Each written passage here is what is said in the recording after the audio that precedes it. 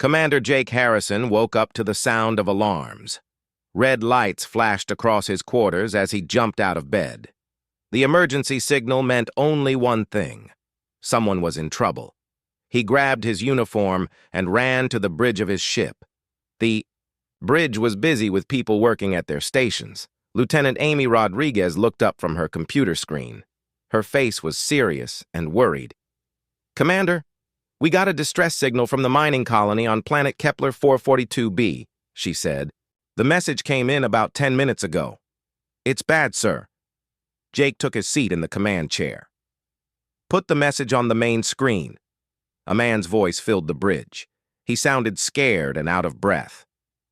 "This is Colony Leader Paul Davis on Kepler 442b. We are under attack by unknown ships. Our defense systems are down. All our computers and machines have stopped working. We have moved 3,000 people to the underground shelters. Life support will only last 48 hours. Please help us. This message will repeat." The message started over again. Jake listened to the fear in the man's voice. 3,000 people were trapped underground with only 2 days of air left. "Amy, what do we know about the attackers?" Jake asked. Amy looked at her data. "The colony's last sensor reading shows 6 large ships. They are not like any ships we have seen before. The attackers are using some kind of weapon that shuts down all electronics. The colony's computers, weapons, and communication systems all stopped working when the ships arrived." Jake thought about the situation. The colony was far from Earth. It would take time to get there, and time was something those people did not have. "Send a message to Galactic Council headquarters on Luna Station," Jake ordered. "Tell them we need permission to launch a rescue mission right away." The Galactic Council was made up of different alien races from across the galaxy. 2 years ago, humans had joined this group. The Council made rules that all member races had to follow. One of those rules said that no race could use military ships outside their own space without getting permission first. Nina Walsh, the communications officer, worked at her station. "I have Representative Zethkar from the Altarian Council on T." "The line, sir." The main screen showed a tall alien with blue skin and large eyes. Zethkar spoke in a slow, careful voice. "Commander Harrison, we have received your request for emergency military action. However, our rules are very clear. Protocol 4.7 Alpha requires a formal hearing before any member species can take military action outside their home systems." Jake felt anger building inside him. "Representative Zethkar, we are talking about 3,000 human lives. Those people will be dead in 2 days. I understand your concern, Commander, but the protocols exist to keep peace in the galaxy. We cannot ignore proper procedures just because the situation feels urgent." "Feels urgent?" Jake stood up from his chair. "This is not about feelings. This is about saving lives. How long does this hearing process take?" "The emergency committee will need time to review your request. We must contact all council members and arrange a meeting. This process usually takes 72 hours minimum." Jake looked at Amy.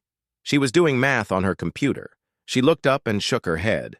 The people on the colony would be dead before the council even finished talking about helping them. "What about emergency powers?" Jake asked. "Surely the council has some way to act quickly when lives are in danger." "The council does have emergency procedures, Commander. But first we must verify that this is a real emergency and not a misunderstanding. We must also make sure that humans did not cause this attack by doing something wrong." Captain Lisa Bennett, Jake's second-in-command, whispered to him. "Sir, I'm checking council records. The fastest they have ever approved military action was 96 hours. That was for a natural disaster, not an attack." Jake felt his hands form fists. "The council was going to let 3,000 people die because of paperwork.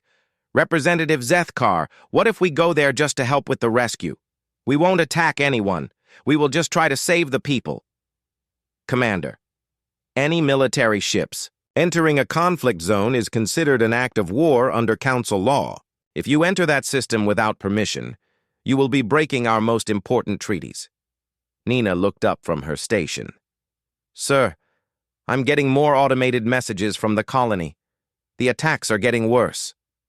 Jake walked to the front of the bridge and stared out at the stars. Somewhere out there, 3,000 humans were hiding underground, waiting for someone to save them.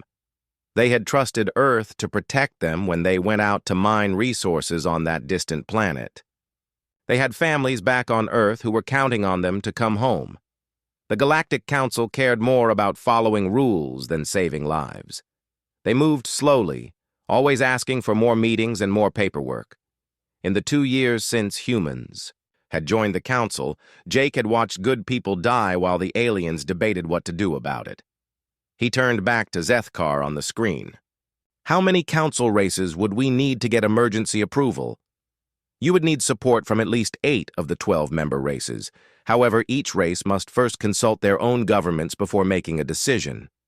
And how long does that take? It varies by species, Commander. The Velthons require a full environmental impact study before any military action. The Korthaki have religious ceremonies they must perform before making war decisions. The Nexari will want to investigate whether humans somehow caused this attack. Jake felt sick to his stomach. While the aliens did their studies and ceremonies, 3,000 people would slowly run out of air. I formally request immediate emergency approval for a rescue mission, Jake said. Your request has been logged, Commander. The emergency session will begin in 18 hours. We will first form a committee to study your request. That committee will then recommend whether to proceed with a full hearing. 18 hours just to start talking about it?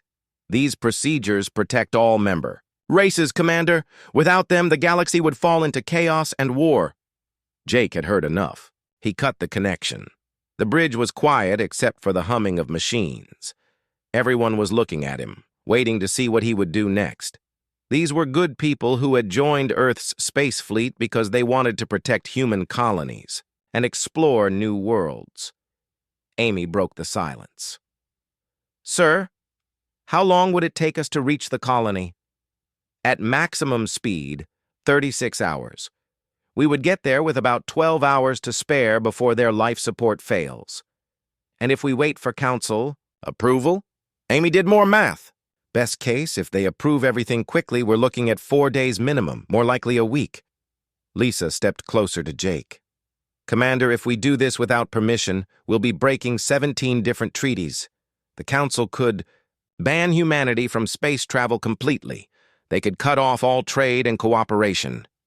Jake pulled up the files on his computer about the people on the colony. He saw pictures of families who had volunteered to work on the mining planet. He saw children who would never see their parents again if the rescue mission failed. He saw engineers and scientists who had risked everything to help humanity expand to the stars. Bobby, what ships do we have in range? Jake asked Navigation Officer Bobby Chen. The destroyer Vigilant and the cruiser Liberty are close enough to help. Together, our 3 ships should have enough firepower to handle most threats. Nina looked up from her station. Sir, the automated distress signals are still coming in. The colony says the attacks are getting stronger. Jake had spent 20 years in Earth's space fleet. He had always followed orders and respected the chain of command. He believed in working with others and following proper procedures, but the system was failing. The Galactic Council was designed by alien races that thought in terms of centuries, not hours. They could afford to take their time because they lived for hundreds of years.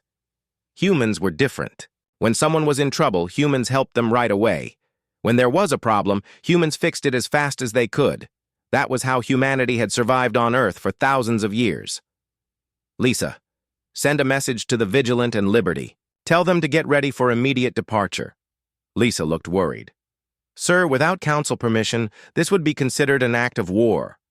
Jake looked at the pictures of the colonists on his screen.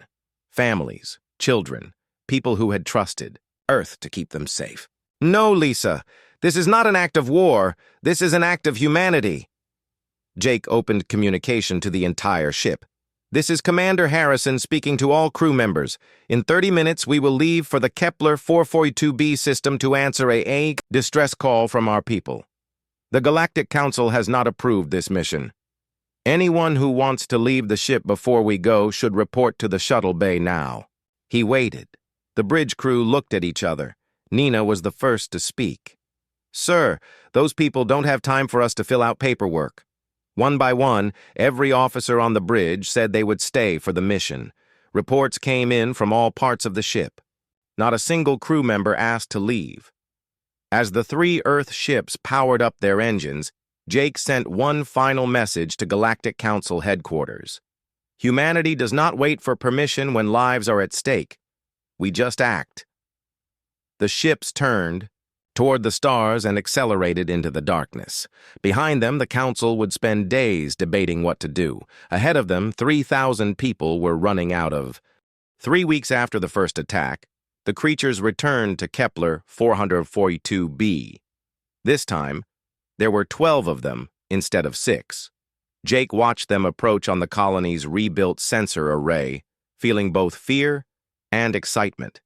"They brought friends," Amy said from her position at the defense control station. "Twice as many as before."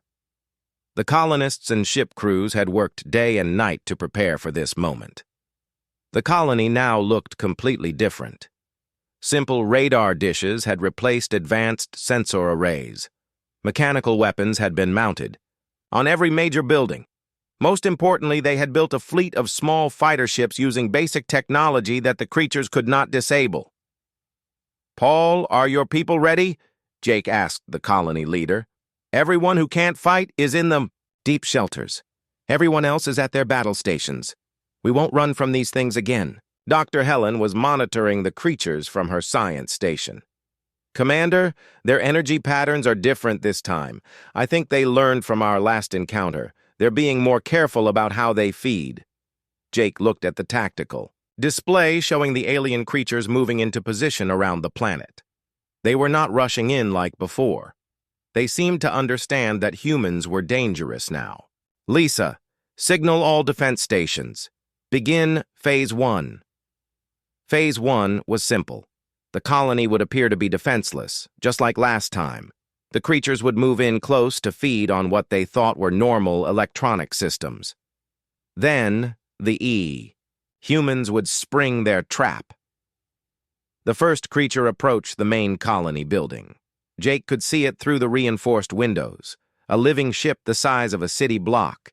Its organic surface pulsed with bioluminescent patterns as it prepared to feed. "It's starting to drain our fake power systems," reported Bobby from the engineering station. "The decoy computers are shutting down just like we planned." The humans had built dummy electronic systems filled with simple batteries and basic circuits. To the creatures, these would look like normal human technology, but they were actually traps designed to explode when drained of power. "Creature is in position over Building 7, Amy reported. "All fake systems are being drained. Detonate," Jake ordered. Building 7 exploded in a shower of sparks and flame. The creature above it convulsed as the explosion damaged its feeding organs. It pulled back, wounded but not destroyed. "Direct hit, but it's still alive," Lisa reported. "The other creatures are scattering. They know it's a trap now." The battle began in earnest. The creatures spread out around the colony, trying to avoid the explosive traps while still feeding on human technology. But Jake had planned for this. "Launch the fighters," he commanded. 20 small ships rose from hidden launch bays around the colony. These were not advanced spacecraft with computers and energy shields. They were simple vehicles with mechanical controls and chemical rockets, built like the fighter planes humans had used in Earth's ancient wars. Captain Pete Morris led the fighter squadron in his rebuilt ship.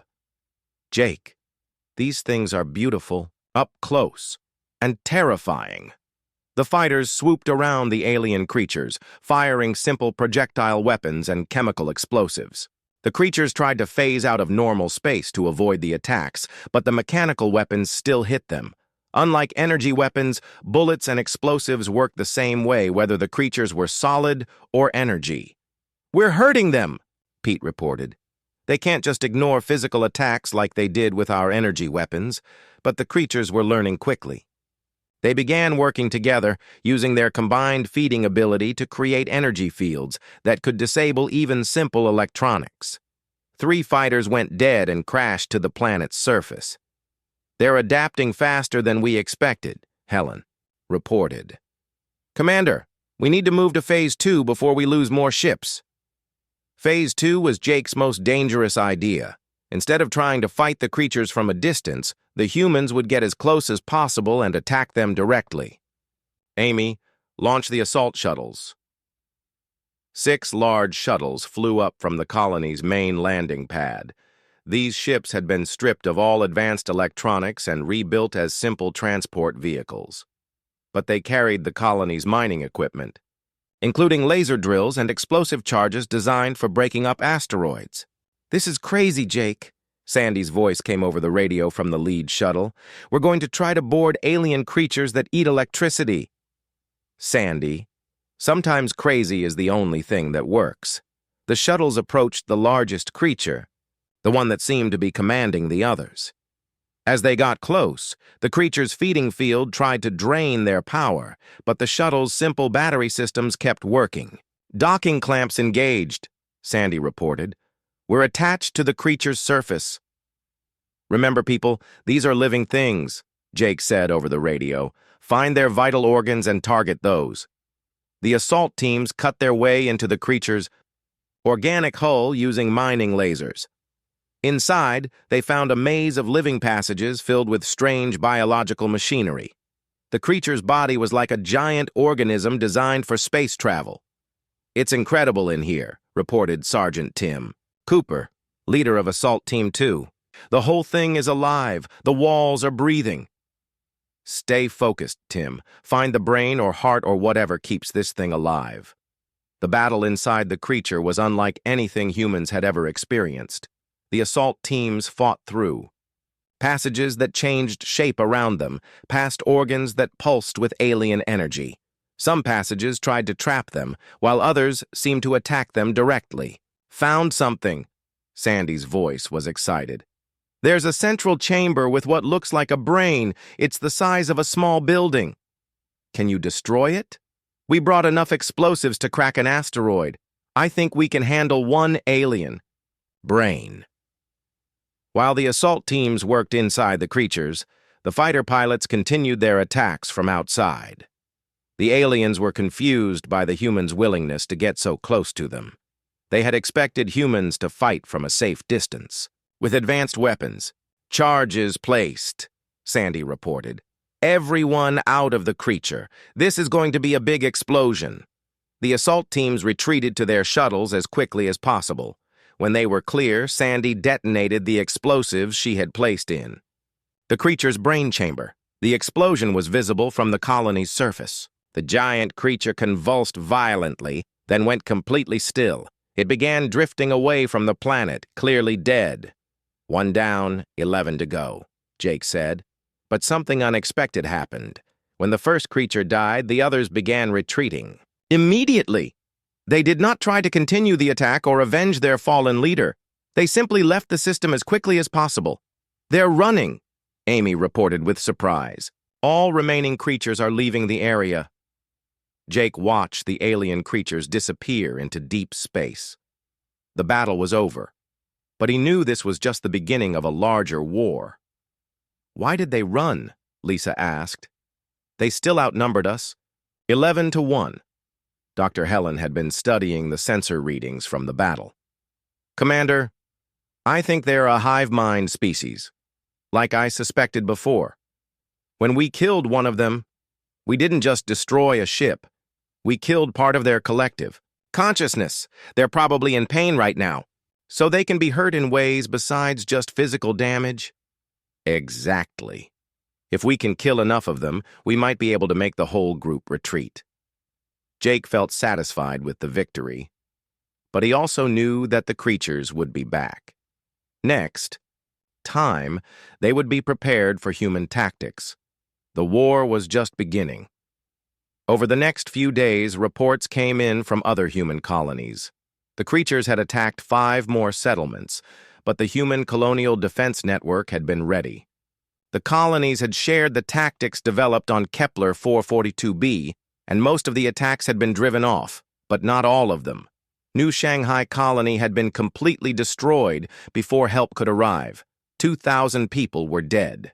"Commander," Paul said during a meeting in the colony's rebuilt conference room, "we saved most of our people, but we can't defend every human colony in the galaxy. These creatures are too fast and there are too many of them." Jake knew Paul was right. Humanity needed a better plan than just reacting to attacks. "What if we don't wait for them to attack us?" Jake suggested. "What if we hunt them down and destroy them before they can hurt more colonies?" Amy looked worried.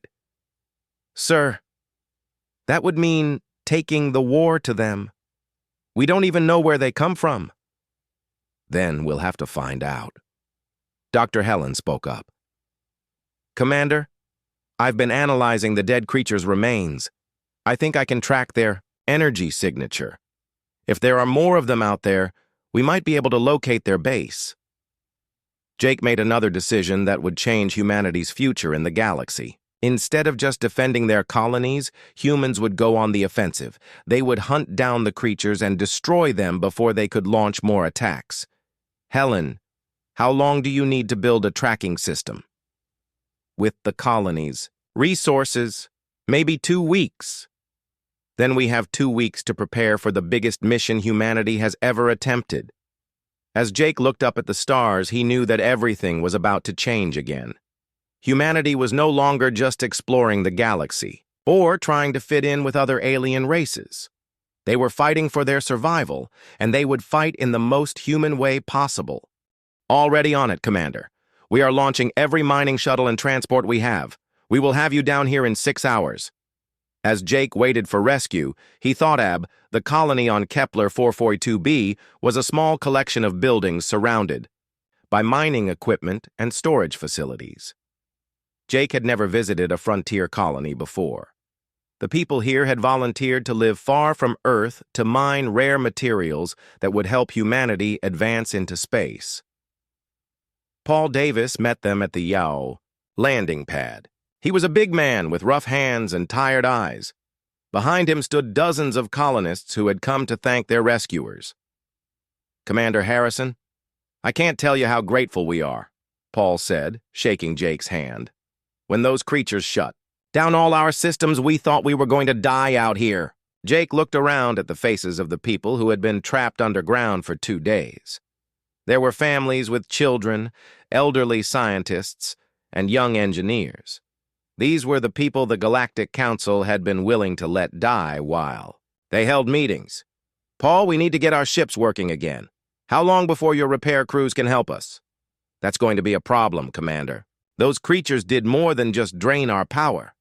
They changed something in our electronic systems.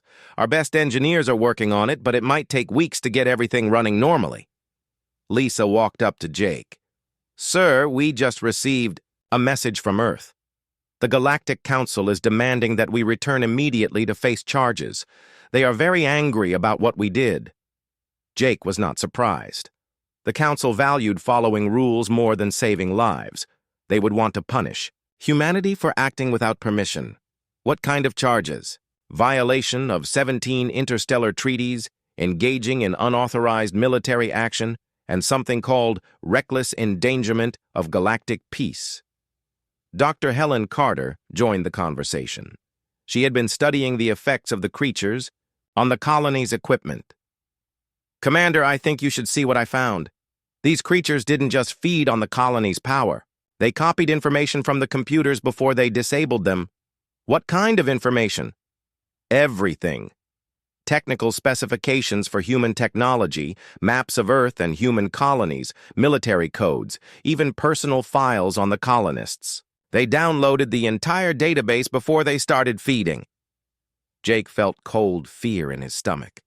If the creatures had been gathering information about humanity, then this was not a random attack. It was intelligence gathering. "Helen, what does this mean?" "I think we just encountered scouts, Commander. The real invasion force might be coming later." Paul looked worried. "Commander, if that's true, then this colony is still in danger. Those Creatures know where we are and what our defenses look like. Jake walked to the edge of the landing pad and looked up at the stars. Somewhere out there, an unknown alien race was planning to attack human colonies. The creatures they had fought were just the beginning of a larger threat. Amy joined him at the edge of the pad. "Sir, what are we going to do? Our ships are disabled, and the Council wants us back on Earth to face trial." "Amy, how long would it take a message to reach Earth from here?" "About 12 hours at light speed." "And how long would it take the Council to organize a defense fleet?" Amy did the math in her head. "With their procedures and committees, probably 6 months minimum." Jake made his decision. If the Galactic Council would not act quickly to defend human colonies, then humanity would have to defend itself. "Lisa, send a message to all human colonies and Earth. Tell them what we learned here. Tell them that we believe an invasion force is coming." "Sir, without proof, they might not believe us. Then we'll have to give them proof." Jake called a meeting with his senior officers and the colony leaders. They gathered in the colony's main conference room, a simple space with metal, walls, and basic furniture. "People, I believe we are facing a threat that the Galactic Council is not prepared to handle. If I'm right, human colonies throughout this part of the galaxy are in danger." Captain Pete Morris from the Vigilance spoke up. "Jake, what are you thinking?" "I'm thinking we don't go back to Earth for trial. I'm thinking we stay here and prepare for the next attack." Captain Sandy Brooks looked concerned. "Commander, if we disobey the Council's order to return, we'll be considered outlaws. They could send ships to arrest us." "Sandy, do you think the Council will send ships here faster than they would send ships to defend this colony?" She was quiet for a moment. "No. They would probably spend months debating whether to send an arrest team." Dr. Helen raised her hand. "Commander, I have an idea. What if we try to contact other human colonies directly? If we can coordinate our defenses without going through the Council, we might be able to protect ourselves." Jake liked this idea. Humanity had always been strongest when they worked together directly, without bureaucrats slowing them down. "Helen, can the colony's communication system reach other human settlements?" Paul answered. "We have a quantum communication relay that can reach about 20 colonies instantly. It's military-grade equipment that we use for emergencies." "Then let's use it." Over the next several hours, Jake and his team contacted every human colony within communication range. Most of the colony leaders were shocked to learn about the alien threat. Many were also angry that the Galactic Council had been willing to let the Kepler 442b colony die while they held meetings. Colony leader Maria Santos from New Arizona spoke for many of them. "Commander Harrison, we've been having problems with Council response times for months. When we requested help with equipment failures, it took them 6 weeks just to acknowledge our message. Similar stories came from other colonies. The Galactic Council's slow bureaucracy was failing human settlements. Throughout the frontier, people were dying from preventable problems because help took too long to arrive. What we need is our own rapid response network," Jake said during one of the calls. "Human colonies helping human colonies without waiting for Council approval." The idea grew quickly. Within hours, 20 human colonies had agreed to share resources and coordinate defenses. They called it the Human Colonial Defense Network, but they would need ships and weapons to make it work. "Sir," Amy said during a break, in the communications, "I have an idea about the ships. What if we don't try to fix our advanced systems? What if we rebuild them using simpler technology that those creatures can't disable?" Jake thought about this. The creatures had been able to feed on advanced electronics, but they had not affected simple mechanical systems. The colony's emergency equipment was still working because it was built with basic technology. "You mean go backwards in technology to go forward in capability?" "Exactly.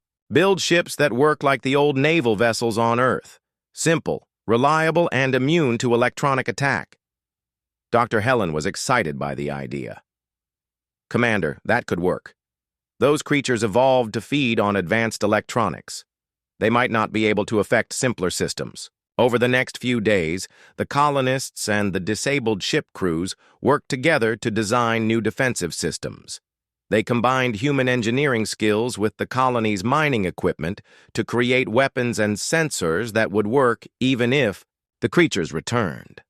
The work was hard, but it brought the people together in a way that Jake had never seen before. Military officers worked alongside miners. Scientists collaborated with engineers. Children helped their parents build components for the defense network. On the fourth day, they received a message from Earth that changed everything. Admiral Kate Sullivan appeared on the colony's communication screen. She was the senior human representative to the Galactic Council, and she looked angry. "Commander Harrison, you and your crews are ordered to return to Earth immediately. The Council is threatening to expel humanity from the galactic community if you do not comply." Jake had known Admiral Sullivan for 10 years. She was a good officer who had always followed the rules and worked within the system. "Admiral, with respect, those people would have died if we had followed Council procedures." "Commander, I understand what you did and why you did it. But your actions have created a diplomatic crisis. The Council is saying that humanity cannot be trusted to follow galactic law. Admiral, what would you have done in my position?" Sullivan was quiet for a long moment. "Commander, I would have done exactly what you did. But that doesn't change the political situation we face now." Jake looked around the room at the people who had been working to build humanity's defense network. These were not politicians or diplomats. They were ordinary people who had volunteered to live on the frontier and make humanity's expansion to the stars possible. "Admiral, I have information that suggests the attack on this colony was part of a larger intelligence gathering operation. An invasion force may be coming." "Commander, do you have proof of this?" Dr. Helen stepped forward. "Admiral, we have evidence that the attacking creatures downloaded our entire computer database before they disabled our systems. They were gathering information, not just feeding randomly." Admiral Sullivan looked thoughtful. "If that's true, then this is a much bigger problem than just one colony." "Admiral," Jake said, "the Galactic Council moves too slowly to handle this threat. By the time they finish debating what to do, human colonies could be wiped out across the frontier." "What are you suggesting, Commander?" "I'm suggesting that humanity needs to take responsibility." The journey to Kepler 442b would take 36 hours. Jake used this time to learn everything he could about the enemy. The attackers were unlike anything in the Galactic Council's databases. Their ships did not look like normal spacecraft at all. Dr. Helen Carter worked in the ship's science lab, studying the little information they had. She was Earth's best expert on alien life forms. When Jake called her to the bridge, she brought her findings with her. "Commander, I've been looking at the sensor data from the colony," Helen said. "These are not ships in the way we understand ships. I think we are dealing with living creatures that can survive in space." Jake looked at the strange readings on her computer. The enemy vessels had energy patterns that looked like heartbeats. "Living creatures? You mean like space whales?" "More complex than that. The energy signatures show they might be a hive mind. All 6 creatures are connected somehow. They work together like parts of one big brain." Amy looked up from her station. "Doctor, can our weapons hurt them?" "I don't know. But Commander, there's something else. The way they attack the colony tells us something important. They are not trying to destroy everything.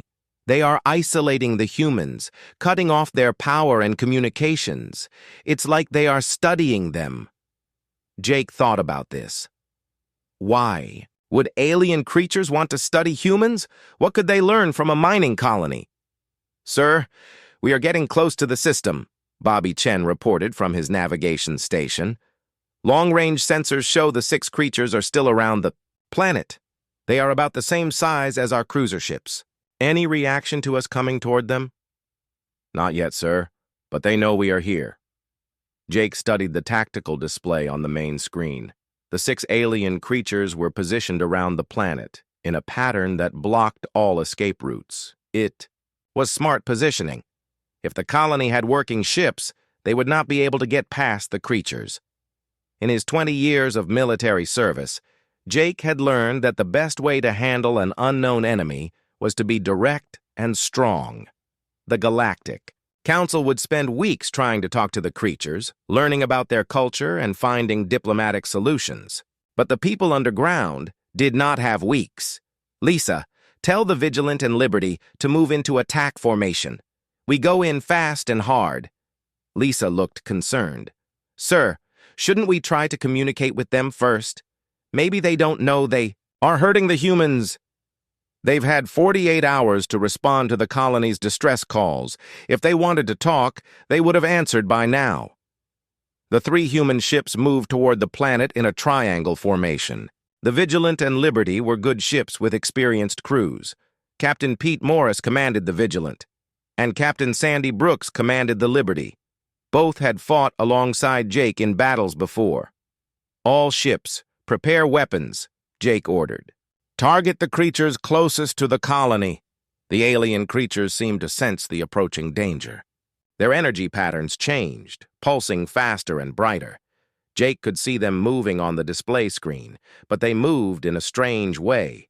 Sometimes they seemed solid, sometimes they looked like they were made of energy.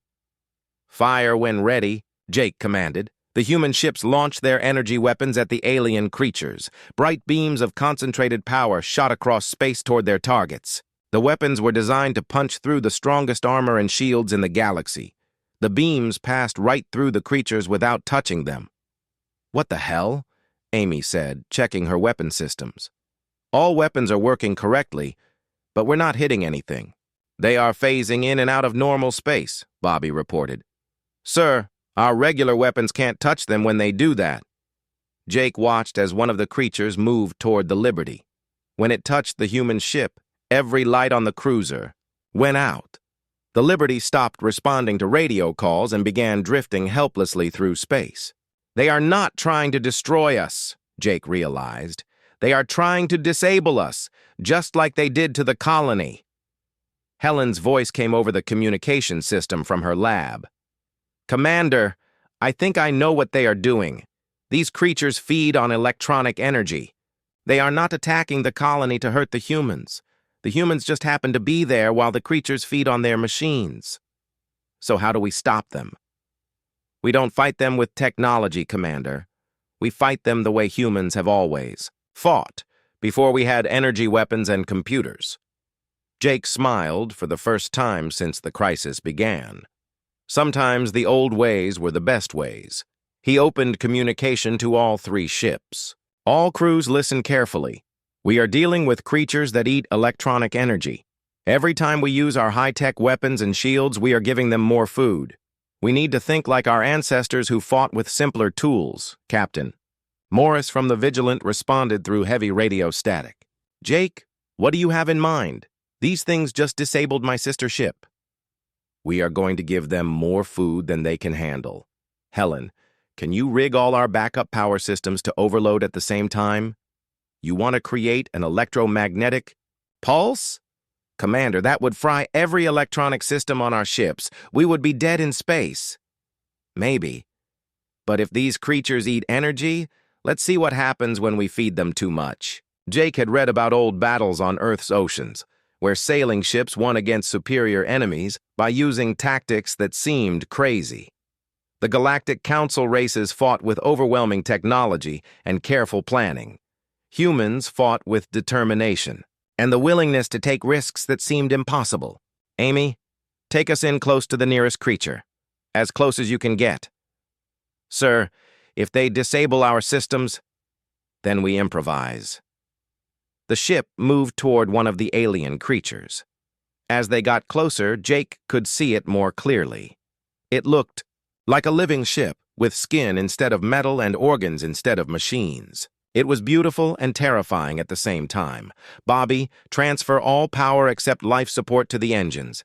Helen, I need you to connect every emergency light, every backup battery, every power cell on this ship so they will all explode at the same time. Sir, that could kill us all if we get the timing wrong. Helen, how long have you known me? 15 years, Jake. Have I ever gotten the timing wrong when lives were on the line? Helen was quiet for a moment. No, sir, you haven't. Then, trust me now. The ship moved closer to the alien creature. Jake could feel the creature's feeding field starting to drain their power systems. Warning lights began flashing as their electronics started failing. Nina, can you reach the other ships on emergency radio? Yes, sir, barely. This is Commander Harrison to all ships. In 60 seconds, we are going to overload every power system on our vessels at the same time. Anyone not in a shielded area needs to take cover now. Captain Brooks from the Liberty responded through heavy static. Her ship was still drifting, helplessly after being disabled. Jake, this is crazy. Our ships will be completely dead afterward. Sandy, sometimes dead in space is better than just dead. Trust me. Jake looked around the bridge at his crew. These people had followed him into danger many times before. Now, he was asking them to risk everything on a plan that went against everything they had learned about space combat. 30 seconds, people. Helen, is the overload ready? All power systems are connected, sir. When we trigger this, every piece of electronics on this ship will burn out at the same time. Good. Because after this, we are going to have to do everything manually. Jake thought about the 3,000 people hiding underground on the planet below. They were counting on him to save them. The Galactic Council had failed them, but humanity would not. 10 seconds, Helen called out. Jake looked at the alien creature on the screen. It was so close now that he could see details of its organic surface. The creature seemed to sense what was about to happen. Its energy patterns were changing rapidly. 5, 4, 3, 2, 1. Now! Jake pressed the button that would overload every power system on his ship. The bridge filled with blinding light as electricity arced across every surface. The sound was like thunder in the enclosed space. Through the chaos, Jake could see the alien creature on the screen. It was convulsing violently, its organic body twisting and changing shape. The massive amount of electronic energy was too much for it to process. One by one, the other creatures around the planet began pulling away from their positions. They were retreating, their ability to feed overwhelmed by the human ship's sacrifice. Amy, Jake shouted over the noise of failing systems. Can you see what's happening to the creatures? Amy was working at a manual backup display that was barely functioning. Sir, they are leaving the system. All 6 creatures are moving away from the planet. The plan had worked. The creatures could not handle the massive burst of energy from the human ships. But now the 3 human vessels were drifting powerless in space, their crews dependent on emergency life support and manual controls. Nina, can you reach the colony on emergency radio? Through crackling static, a voice responded. This is Colony. Leader Paul Davis. Commander Harrison, is that really you? Our computers and machines are starting to work again. Whatever you did up there scared those things away. Paul, we need help. Our ships are disabled. We have emergency life support. But we can't move. Jake Sullivan wiped the red dust from his helmet visor as he walked across the surface of Mars. The morning sun cast long shadows across New Phoenix Colony, humanity's first real home on the red planet. 3 years of hard work had built this place from nothing. Now it housed 2,000 people who called Mars home. The colony spread out before him like a small city. White domes connected by covered walkways. Solar panels caught the weak sunlight. Gardens grew under protective glass. Children played in the recreation domes, their laughter echoing through the thin atmosphere via their suit radios. Jake smiled. This was what humanity could do when it put its mind to something. They had taken a dead world and made it live. Commander. Sullivan, we need you in the lab right now. Lisa Martinez's voice crackled through his radio. She sounded excited and worried at the same time. Jake changed direction and headed for the science dome. Lisa was the best xenobiologist on Mars, maybe in the whole solar system. If she was excited about something, it was worth seeing. The science dome buzzed with activity. Computers hummed and screens showed data streams. Lisa stood in front of the main display, her dark hair pulled back in a tight ponytail. She was staring at waves of information that meant nothing to Jake. "What do you have for me, Lisa?" Jake asked as he pulled off his helmet. Lisa turned to him with bright eyes. "We picked up something incredible 12 hours ago. At first, we thought it was just background noise from space. But look at this." The main screen showed a pattern of signals. They rose and fell like waves on a beach. But there was something different about these waves. They were too perfect, too organized. "This is coming from deep space," Lisa said. "About 47 light years away. The signal is strong and clear. Jake, this is not natural. Someone or something is sending this to us." Jake felt his heart speed up. Humanity had been looking for signs of alien life for over a century.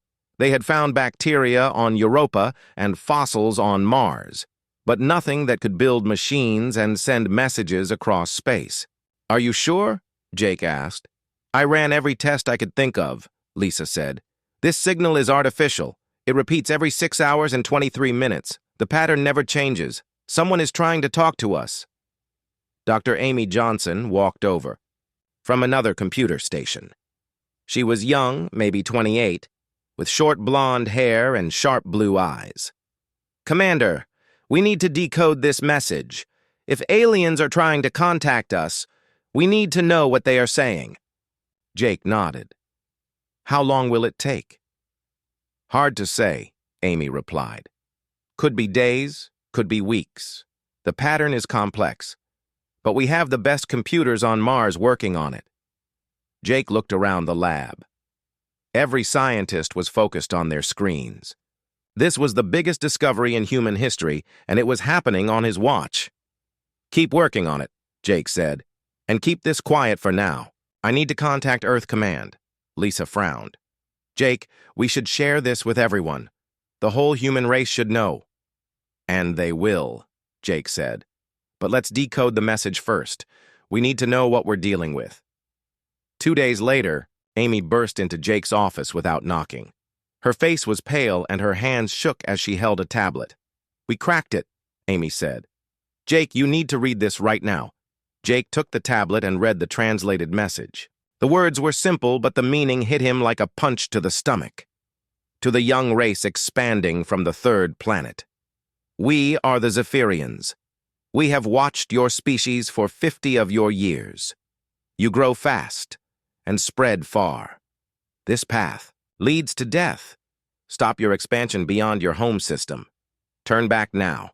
The Void Hunters come for those who spread too far. They consume worlds and leave nothing behind. We tried to warn others before you. None listened.